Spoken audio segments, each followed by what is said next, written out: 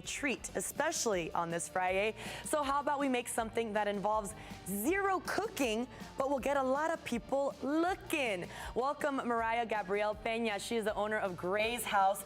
And you know, charcuterie boards are the thing right now. You can just make them with some things that you may have at home, right? Exactly. You can find anything in your pantry and fridge and make them.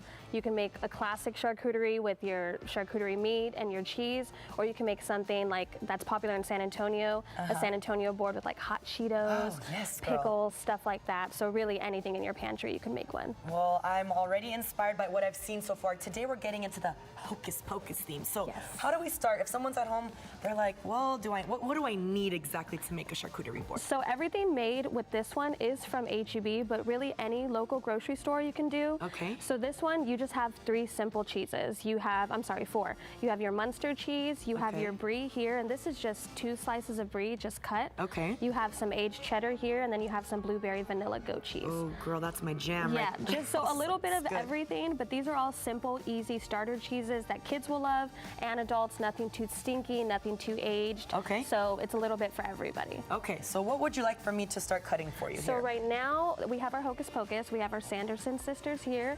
I'm gonna have you do the little eyeballs for me. Oh, cute. Which we're just using black olives. Okay, black olives, and what do we do with these? So these you're gonna cut in half. Cut in half. I like your little knife. It's so tiny.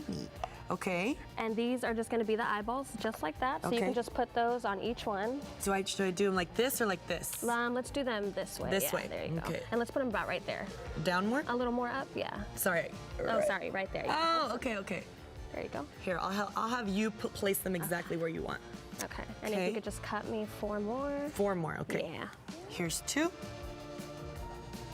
Okay, and this, look, I'm working with her. You guys can do this with your kids too, which could be fun.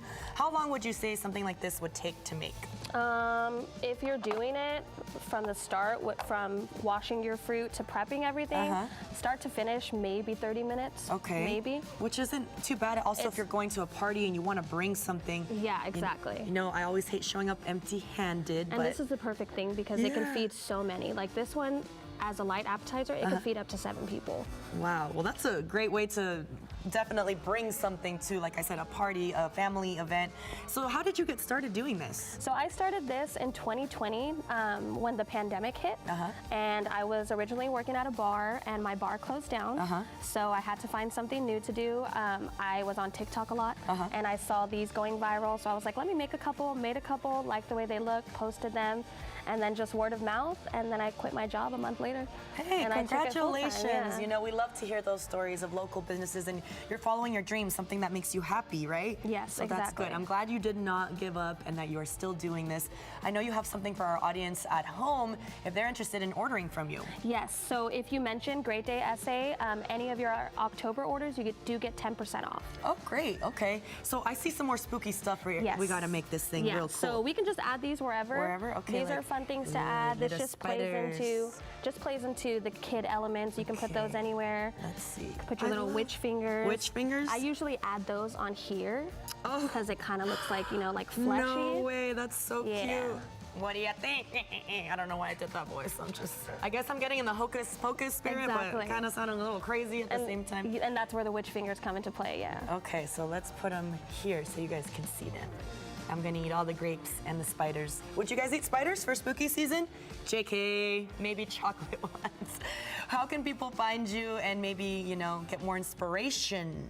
So you can look us up on Instagram at Gray's House, Grazhaus. Okay. We're also on Facebook. We're on TikTok as well with the same handle. Okay.